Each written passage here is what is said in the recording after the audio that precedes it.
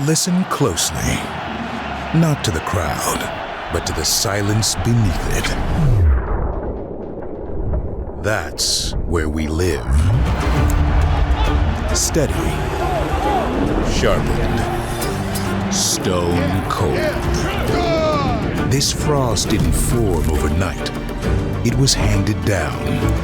Taught by the ones who earned the right to be called legends. Not borrowed, not given, earned. Again, throws, and again, and it is caught. And again. I guess who? Over and over and over. Bam! Bam! Bam! A single win is a spark, but a legacy, a true relentless legacy, is a fire born from patience. And nothing can stop what's already begun.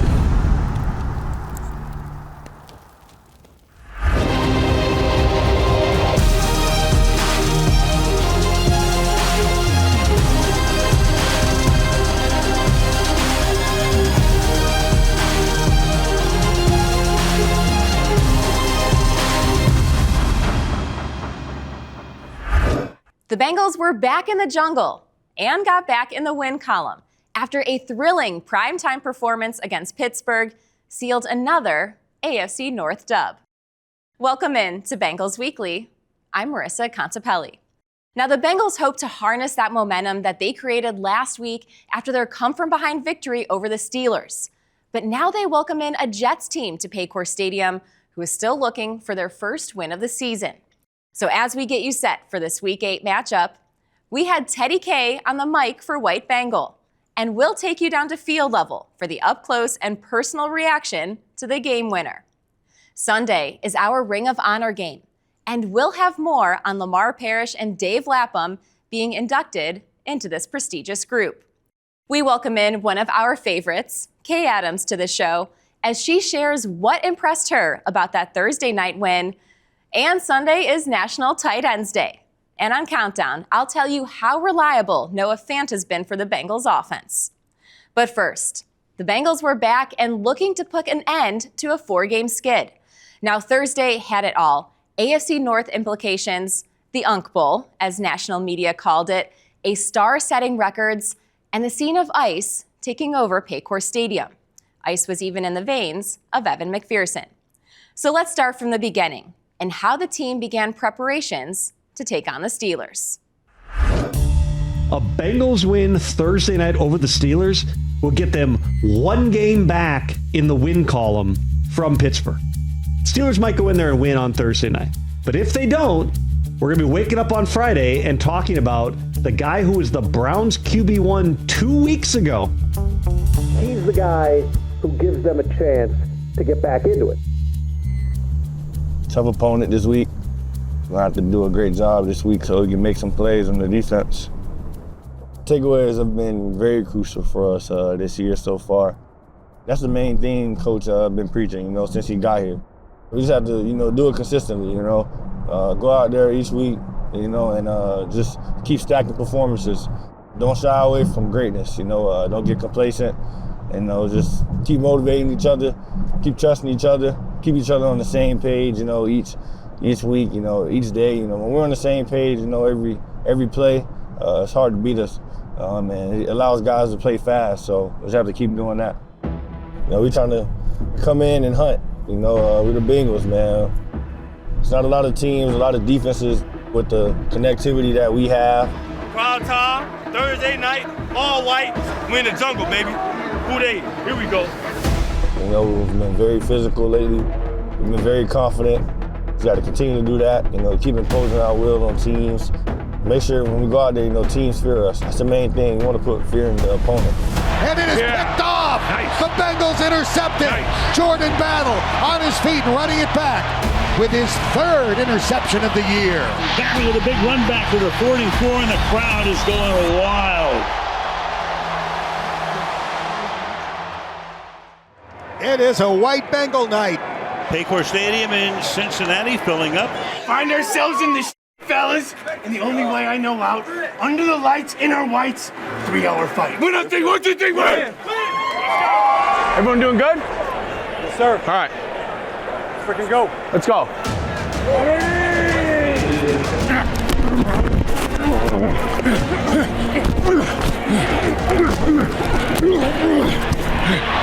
10th play of this drive. Flacco floats one high into the air, left side of the end zone. Going to the ground, makes the catch. Chase, touchdown, Bengals. 72-yard drive in 9 plays. Hey, best in the world. Best in the world. Yeah, baby. Come on. Come on. Come on. Bengals are on the board thanks to a 10-play, 72-yard touchdown drive. 4:38 left in the half. We've got a game. Pittsburgh 10, Cincinnati 7. Pittsburgh's about to get the ball back. And if the Bengals defense could come up with a 1, 2, 3 and out or turnover. Yeah, just get a stop. Off the fake, going deep downfield, and it's going to be picked off.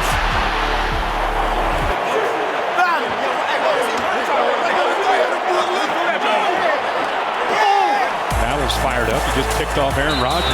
Here we go again. 3-point game, 4.5 to go. Quick throw. Higgins inside the 10. Higgins to the end zone. T. Higgins sprinting up the middle of the field. Touchdown passes to Chase and Higgins to give Cincinnati the lead.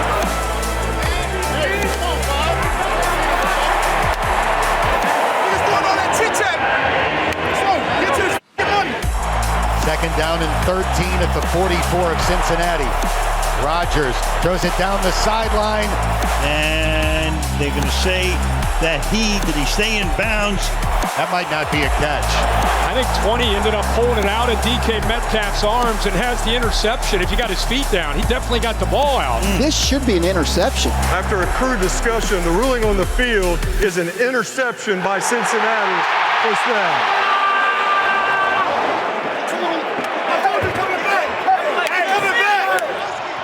Two interceptions in the second quarter swing things in the Bengals' direction. 17 unanswered points. Crazy stuff happening on Thursday nights like every week now. Every week. 2:31 to go. The Bengals lead 30-24 here in the fourth quarter. Rodgers waits for the shotgun snap, has the ball, drops back, being pressured. Avoids the sack. Deep downfield, caught at the 35-yard line, and going all the way to the end zone is Freiermuth. A two-play drive for the touchdown. So, Rodgers has brought them from behind. Now we'll watch Flacco. Bengals are going to get the ball back. Plenty of time to go. They've got 2 timeouts left, plus the 2-minute warning. Good sets, good hands here. Let's go. Let's go. Flacco throws, and it is caught by guess who? Jamar Chase.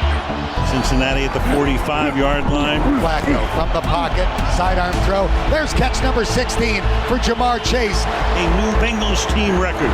Flacco is ready, catches the shotgun snap, blitz coming. Flacco throws a fade, and it is caught! And sliding to a stop at the 6 is Higgins. Brilliant. 2 more snaps would get it down to about 20 seconds where they could try for the field goal. Hey, you got my back here, right? Come on, man. Come on. Come on. You know I got your back. Here we go. A 36-yard field goal try for the lead with 11 seconds left. We ain't even be. Money Mac is ready. He takes a deep breath, waits for the long snap back to Rico. Rico puts it down. The kick is up. It is good! And the Bengals have a 2-point lead. Great job, Scott. Great job, man. Let's finish this. So let me. I'm not there yet. Rodgers, and he launches it. And it is broken up, incomplete.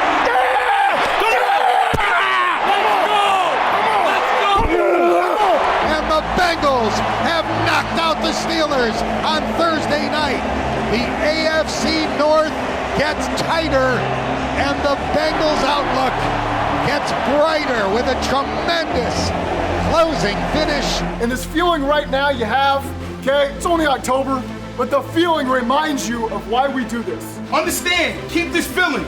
Right here, keep this feeling. Who they think you leading, man? Who they think gonna beat the Bengals? No!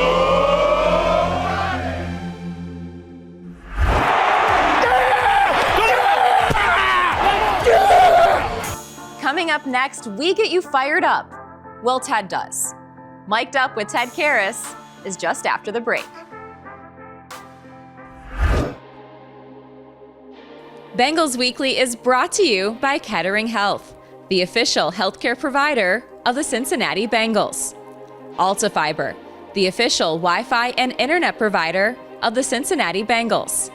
And Paycor, proud to be the official HR software provider of the Cincinnati Bengals. Welcome back to Bengals Weekly. A packed Paycor Stadium, all white everything, and a huge divisional matchup at play.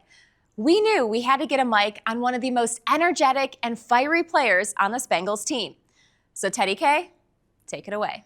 At center from Illinois, number 64, Ted Karras. Let's go. Let's go. Huddle. Huddle. Huddle. Huddle.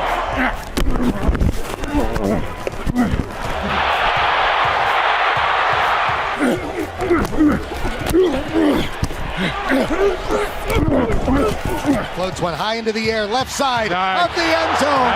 Chase going to the ground, makes the catch. Great job! Great job! Excuse me. Trap, don't hit me hard. Down! No, you can't. You ain't got to. If you don't want to, you ain't got to. That's how I can train.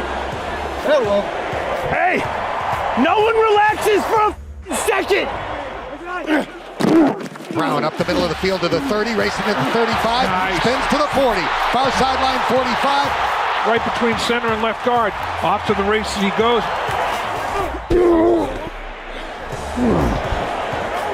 I tripped.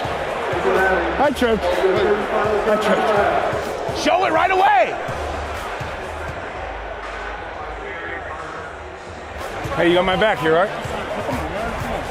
You know I got your back. Me and you, Mimsy. Me and you, Mimsy. Me and you, Mimsy. Me and you, Mimsy. Hot by Higgins. He's at the 15, 10, 5, touchdown!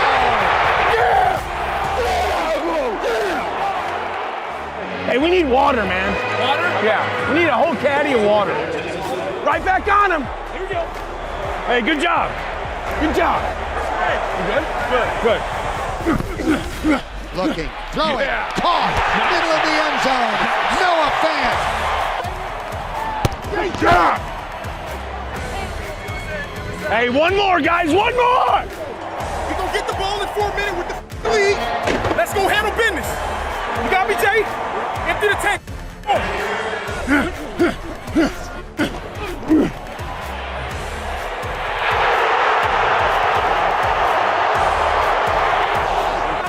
Got to block here because I'm going to try to burn a couple seconds on this victory. Yeah, let's do it. It's just victory, but make sure you block a little bit.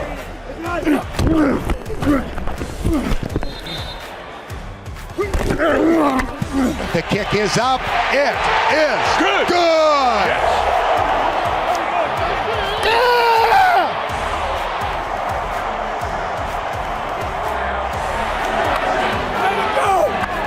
Great job! Great job! Man. I love you. I love you too, man. Great job, Scott. Great job, dude. Great job, man. Let's keep it moving. Let's finish this. So let me. I'm not there yet.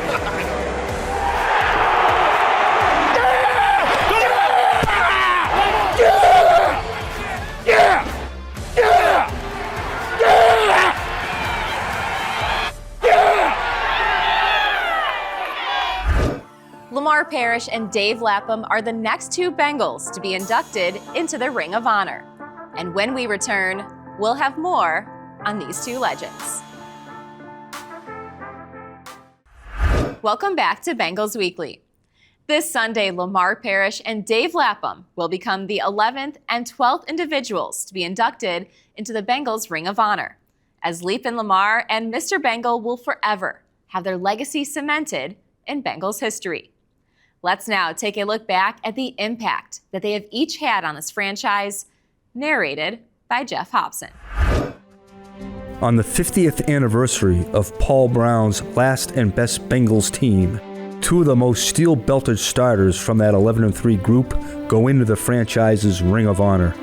Lemar Parrish, Dion before Dion, and Ocho before Ocho with his electrifying bursts of flashy returns and interceptions as a Pro Bowl cornerback.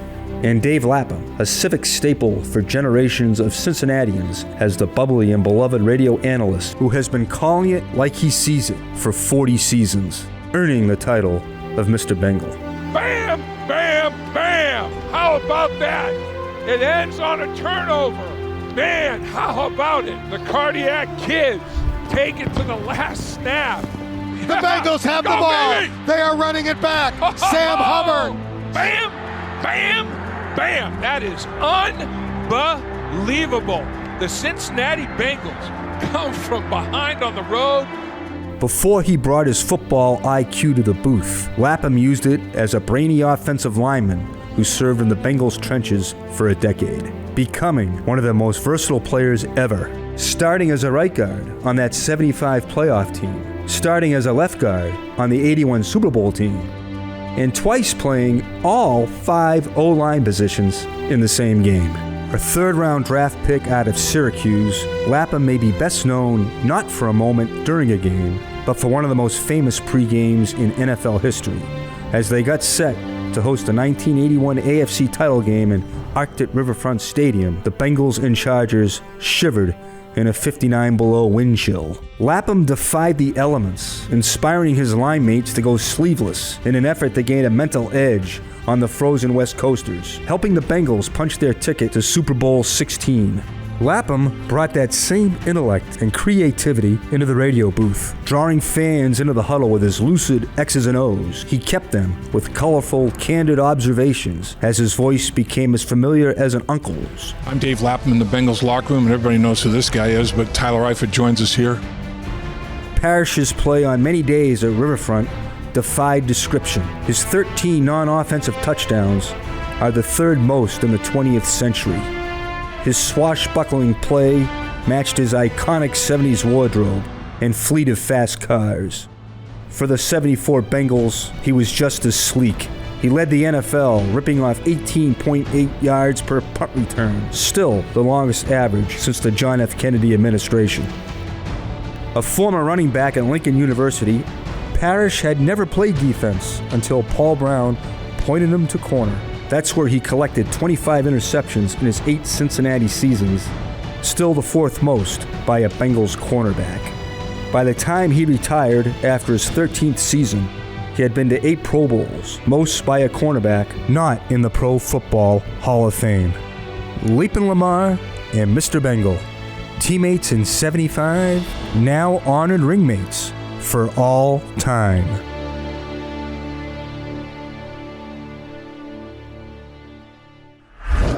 Coming up next, we have more about our Ring of Honor inductees, and we'll hear from one of them as Lap tells us how much this honor means to him.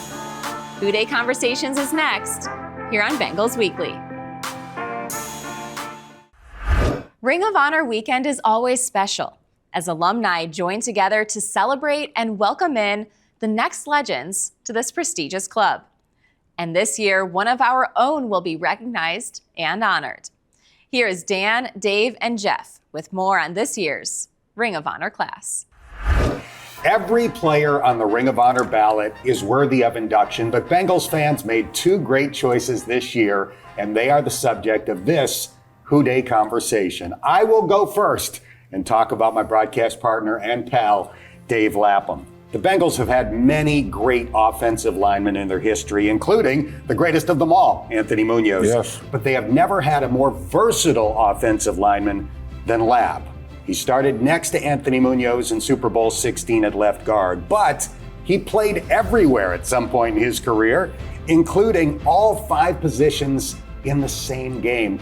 After a great playing career that spanned 12 professional seasons, Lab made a seamless transition into the broadcasting booth, where he has bonded with Bengals fans as well as any broadcaster in any sport. And while he's known for his boisterous enthusiasm, which we love, there is no better X's and O's analyst in the NFL. A very deserving addition to the Bengals Ring of Honor. Butch, talk about Lemar Lemar next. The Joe Willie Namath of the Baby Bengals. The Baby Bengals were the fastest expansion team to make the playoffs. Leaping Lamar's rookie year, he was Chad before Chad.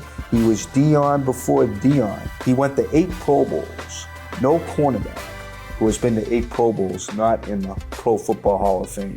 Only Lemar is not. From 1972 to 1976, the Cincinnati Bengals defense finished in the top 4 times in pass defense. A very, very deserving choice with our great friend, Dave Lapham. All right, I think it would be appropriate to wrap up this Who Day conversation by asking you what this honor means to you. It means everything. To me, the Ring of Honor is something that you don't even think about. That's something for others. That's something for the greatest of the greats. And Lemar Parrish was great. He was unbelievable. To go into the Ring of Honor with Lemar Parrish is truly an honor. He was a guy that was like Kenny Riley, Lemar Parrish, Kenny Anderson, Bob Trumpy. I mean, these are guys like, whoa. I was watching these guys on TV. Now I'm on a football field with these guys. What am I doing out here? This is unbelievable. They were not only great players, they were even better human beings. I can't thank Paul Brown, Mike Brown, the Brown Blackburn family for, providing me with the opportunity to be here in the city of Cincinnati for 50 years. 10 years in the field and 40 in the broadcast booth this year. 50 years, it's nuts. Lynn's very excited about the Ring of Honor ceremony, and she's looking forward to that day, as are my kids and grandkids. So it's going to be a big family day. I'm blessed. I've lived a life that, how many people can say they did in their lifetime exactly what they wanted to do for their entire lifetime? I'm one of those guys. I just can't imagine. I can't believe it. I'm kind of speechless, dumbfounded. Lap and Lemar, 2 great additions to the Bengals Ring of Honor and a great subject for this Who Day conversation. Coming up next, we take you on a trip to the Pro Football Hall of Fame and check out some of the Bengals artifacts that reside in Canton. Stay with us here on Bengals Weekly. This weekend, we are celebrating history and the legacies of some of the greatest to ever don the orange and black. Now, the standard for this franchise was set many years ago when Paul Brown founded the team. And that standard continues to be followed to this day as Bengals past and present have made Hall of Fame moments. Here's a look at some of the Bengals artifacts that live up in Canton. In Cincinnati, history is written in stripes. From the legends who made their lasting impact in the jungle, to a new generation carrying on the legacy of a vision. These are the Bengals artifacts in the Pro Football Hall of Fame. Before there was a jungle, there was a vision. Paul Brown was more than just the founder of the Cincinnati Bengals. He was an innovator of modern football. He redefined how the game was taught, played, and understood, with ideas that would forever change the game. I'm primarily a teacher. I think a coach has to be a teacher. But the legacy he left behind lives on forever. Few players in NFL history symbolized strength quite like Anthony Munoz. Arguably the greatest left tackle to ever play the game, he was more than a protector. He was an unstoppable force. Munoz faced off against the league's toughest defenders, week after week, year after year, and set the standard for offensive linemen. In 1998, Munoz was enshrined in the Pro Football Hall of Fame. Drafted in 1971, Ken Anderson became known as one of the most successful and prominent quarterbacks to ever play for the Bengals. With precision passing and beautiful mechanics, he led the Bengals to their first postseason win and first Super Bowl appearance during the 1981 season, while also earning the NFL Most Valuable Player and Comeback Player of the Year awards. For 15 seasons, Ken Riley set the standard for how cornerback was played. Known as Mr. Consistency, he established his reputation with every rep and interception. installing fear into opposing quarterbacks. Fires out in the flat, intercepted by Ronnie. Down to the 35, the 30, may go all the way, he will. His interceptions, interception return yards, and interceptions returned for touchdowns are all Bengals records to this day. And in 2023, he was posthumously elected to the Pro Football Hall of Fame. Few quarterbacks lit up the game quite like Boomer Esiason. Throws deep, way downfield for McGee. He's got it. Yes, touchdown. With a cannon for a left arm, Boomer became the chief engineer of the no-huddle offense for the Bengals and helped deliver moments that defined an era. Through his fearless leadership during the 1988 season, he was the NFL's top-rated passer, leading the Bengals to their second Super Bowl appearance. From the moment he arrived in 1997, Corey Dillon made his presence known with record-breaking runs and unstoppable will. Dillon defined toughness and ran with passion, balance, and heart through every yard. On October 22, 2000, Dillon broke what was then the record for most yards in a single game against the Denver Broncos. This is one of the great rushing efforts in the history of the National Football League. Yeah, it just became a historic day. Corey Dillon has had the kind of day dreams are made of. When A.J. Green lined up wide, the whole stadium felt it. Nobody's going to catch A.J. Green. Known for his exceptional route running and sideline awareness, Green became the face of a new era in Cincinnati. From one-handed grabs to game-winning moments, if the Bengals offense needed a spark, number 18 was ready. A.J. Green's going to do it again. Can you believe it? From the moment he arrived in the jungle, Ja'Marr Chase was electric. Fire it long for Ja'Marr Chase. He runs it into the end zone. As a rookie in 2021, he didn't just break records, he shattered them. On January 2nd, 2022, he broke the NFL rookie record for most receiving yards in a game and simultaneously broke the rookie record for receiving yards in a single season in the Super Bowl era.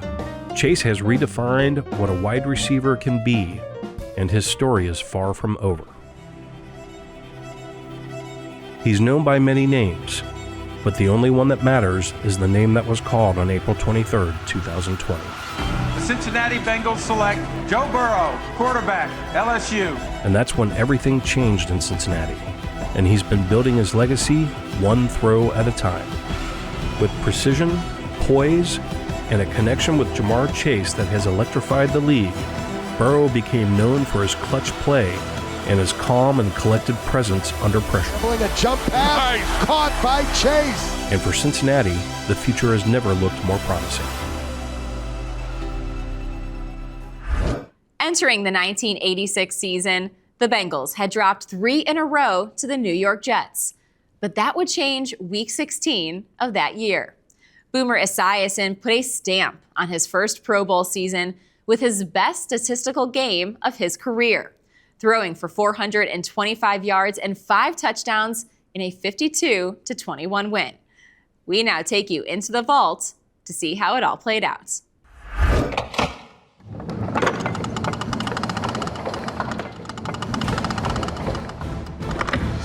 Bengals at the Jets 13. Boomer back to throw. Quick shot to Collinsworth. Touchdown.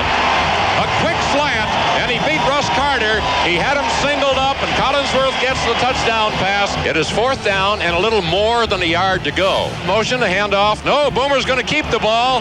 And now he evades one man, throws it downfield. There's Holman. He catches it at the 10, down to the 5. Touchdown. So it winds up being a 34-yard touchdown pass from Esiason to Holman. And the Bengals take the lead. Boomer goes back to throw. Goes long this time for Collinsworth. He has a touchdown. Collinsworth gathered it in at the 2-yard line. And there's a good chunk of that yardage right there we were talking about. He beat Russ Carter. The Bengals are at the Jets 21, 2nd down and 6. Boomer back to throw. Quick shot to Collinsworth at the 15. Gets away to the 10. 5, touchdown. Just a little stop and go. Collinsworth caught the ball about 5 yards downfield, then sidestepped Jerry Holmes at the 15-yard line and ran away from the other pursuers and into the end zone for his 3rd touchdown catch of the afternoon.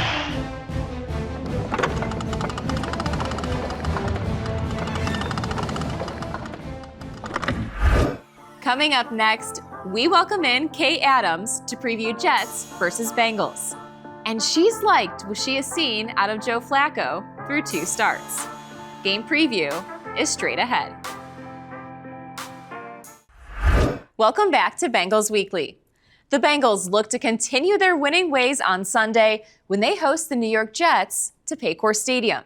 Now, Kay Adams has been high on this team from the beginning, and she still holds that sentiment after that thrilling win over Pittsburgh.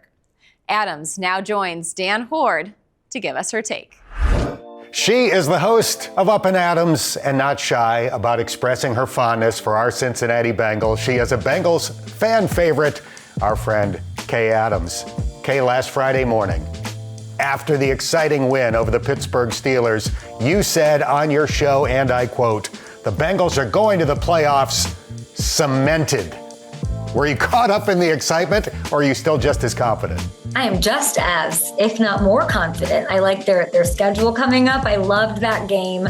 I loved the second half with Flacco. And I'm very confident. I still really am. I think with the division looking like what it looks like, with the landscape of the AFC as a whole, I believe in the opportunity ahead of this squad. If they beat the Jets and the Steelers lose to Green Bay in Week 8, which is a fun little Sunday night cap, if the Chargers lose to kick off Week 8 against the Vikings at home at SoFi, then these Bengals, our Bengals, Dan, are suddenly a half game back of both the AFC North lead, I believe, and a wild card spot. So all of these teams fighting for playoff positioning right now, they all have problems. Do we miss Joe Burrow? Yes, but we're holding it down. Joe Flacco. The last 6 quarters that he's played have been remarkable. I don't think anybody could have anticipated he would play this well. What do you find most remarkable about what he's doing? Dan, he's just letting it rip, you know? There's this looseness to him, which I appreciate very much. I feel like, just look at that zone read, right? He's doing it. I think the other sort of remarkable thing, and this is respectfully saying this, he's not turning the ball over. And I really do think that's the biggest thing. And we're watching him get the ball out really fast, which is nice. He did a great job. The O-line did a great job on Thursday night as well. He didn't really give the Steelers tons of chances to get to him. The Jets come to town winless. They have the desperation factor on their side. What must the Bengals do to avoid losing to a team that's struggling and looking for its first win? It is scary, right? There's nothing, I always say there's nothing scarier than somebody has nothing to lose. They just want to wreck shop and be a pain in the butt. I think for this one, I was so impressed by Chase. When I was there, when I last saw you, he's about to have a breakout year, national level breakout year. And then we saw that on Thursday night. Can we do that again? Can we keep this run game going? You can't put it all on Flacco, as fun as he is and as great as these wide receivers are. I don't think that the Bengals or any team can win consistently with that kind of a recipe, right? The Jets offense, they don't have a lot of juice, but you can't give them short fields and turnovers and mistakes. So I would say run the ball as much as possible. This is always a treat. Appreciate this so much. Hope to see you a week from Sunday. Dan, you are such a professional. Thank you for having me. An honor as always. Who day? Now the team is in the middle of 3 straight home games and know the opportunity ahead of them is a massive one. Cincinnati has the chance to be above the 500 mark heading into the bye week, but the Jets enter this week as the lone winless team in the NFL. And at 0-7, the Bengals are making sure that they don't look past their record. They're a dangerous team. That's the most dangerous team. That's like a wounded animal. You think he's wounded, and one time he just react. Oh man, you better not pay attention to that, because at the end of the day, it's the NFL. Whoever is lined up across me, that's a professional. So you got to treat it as such. They don't play like it sometimes. Some teams just end up being just having the upper hand sometimes, and their defense been playing really well. So at the end of the day, we just, like I said earlier, we just got to be who we are. You got to look past the record. I think they're a really good football team. I feel like they've been in some close games. You got to look past it because they got some really talented players on their team. Quinnen Williams he's the first one that jumps out at you. I've always liked Harrison Phillips. Their edge guys do a great job coming off the edge as well. So just starting with that front four is a problem. They've got a lot of talent behind those guys as well. Their defense has played really well. You just watch, especially this last 2 weeks, they've really limited these offenses. Everything's difficult. Given chance, they'll be very disruptive in the pocket, affect your passing game. You got to be very mindful of how you attack them. What did you get to know about Sauce and what stands out about him? Big, he can run, he can use his length. He's confident. Real handsy corner. One of the most handsy corners I've seen in the league. Always gets his hands on the receiver at the line, so that's how he plays the best. They run the ball very well. Obviously got a great running back, Breece Hall. I think he's a really good back. I think he's one of the best in the league. Stop and start, he make you miss. He breaks a lot of tackles, fight for extra yards, so we got our hands full. How much of a difference does it make if it's Justin Fields versus Tyrod Taylor? They're both talented players, capable of leading their team, played them both a lot with different teams. And so, again, they're both challenging, and whoever's out there is out there, and we got to be ready for them. I mean, it is what it is. There's no excuses. Whoever comes out, that's who's going to be out there. If they switch third quarter, that's what it is, So it is what it is. And we just want to prepare for both of them. Man, we want to accomplish all the things that we talked about preseason and minicamp. This is the time to do it. I think you always want to finish off strong when you go into a bye. We're going to high note. We know we got 2 big games ahead of us, especially this week playing the Jets. Got a lot of great players. We just got to come out and do what we do best. Obviously understand that they're going to give us their best, going out, reading our keys, doing what we've been doing, keep continuing to get better, go out there and make sure it's a dominant win, not a close one. Up next, it's Kipelli's Countdown, where Sunday is National Tight Ends Day. And I'll tell you how reliable one of the Bengals' tight ends has been through 7 games. The end of October is approaching, and that means it's nearly Halloween. Now, traditionally, when you think of scary, terrifying, and frightening in football terms, you usually think of defenders, right? Well, that's not the case this time. So as spooky season is upon us, T. Higgins has been the one haunting opposing teams at Paycor Stadium. It's been tea time in the jungle, as Higgins has found the end zone in 7 straight home games. That is the longest active streak in the NFL and second longest in team history, trailing the 8 straight games by Carl Pickens in the 90s. And in this span, Higgins doesn't have only 7 touchdowns. He has caught 10. T can also become just the 3rd player in the last 10 seasons in the league if he catches a touchdown on Sunday, bringing his streak to 8 straight home games. And if T records 86 receiving yards this weekend, well, it would make him the 5th fastest in team history to reach the 5,000-yard receiving mark. Well, make sure you thank your tight end on Sunday, because it's National Tight Ends Day. Since joining the team, Noah Fant has been nothing short of consistent and reliable. Fant is coming off of his best game in Cincinnati, catching all 4 targets for 44 yards and a touchdown. It was his 3rd consecutive game on the season where he has hauled in 100% of his targets. And his 90.9 catch percentage on the year is the highest of his career. Fant's 7 first down receptions for the team trails only Jamar Chase and T. Higgins, as his 63.6 receiving success rate is the highest of his career and the highest among all Bengals pass catchers. Well, Jamar continues to chase history. Uno logged his 4th straight home game with at least 100 receiving yards, as he broke his own team record with 16 receptions last week and posted back-to-back 10-catch games for the first time in his NFL career. This also brought his career total of double-digit reception games to 14, second most all-time for a player in their first 5 seasons. Chase became the 5th fastest player to surpass 6,000 receiving yards and joined Randy Moss and Jerry Rice as the only players to post 6,000 receiving yards and 50 receiving touchdowns in their first 5 seasons. And as the Jets come to town, New York remains the sole winless team in the NFL, as it's the 3rd time in their history they have started a season 0-7. New York has allowed an NFL high 31 sacks on the season, including 20 over the last 3 games. They have also gone back-to-back games now without scoring a touchdown. And you have to go back to week 1 to find the last time they scored a first-half touchdown, as they have been outscored 93-24 in the first half since week 1. Now, Joe Flacco may be a former Jet, as the QB started 9 games for them between 2020 and 2022, but he holds a 4-1 record when going up against them. Flacco has thrown 5 touchdowns as a Bengal, tying the team record set by Greg Cook in 1969 for the most passing TDs in a player's first 2 games with the team. Flacco also became the 4th quarterback in NFL history to pass for at least 550 yards and 5 touchdowns without throwing an interception, in his first 2 games with the team. When we return, it's time for Social Spotlight, where Ja'Marr Chase shows off his skills on the football field. But it's probably not what you're thinking. We'll tell you more next, after the break. This fall, the Bengals have teamed up with Ohio Cat to bring the jungle to you. Every Friday during the football season, we will be out at a different high school football game, cheering on our local teams.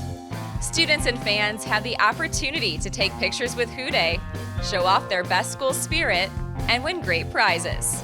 Rule your school and be on the lookout for Friday night stripes, because the Bengals and Ohio Cat could be coming to your game next.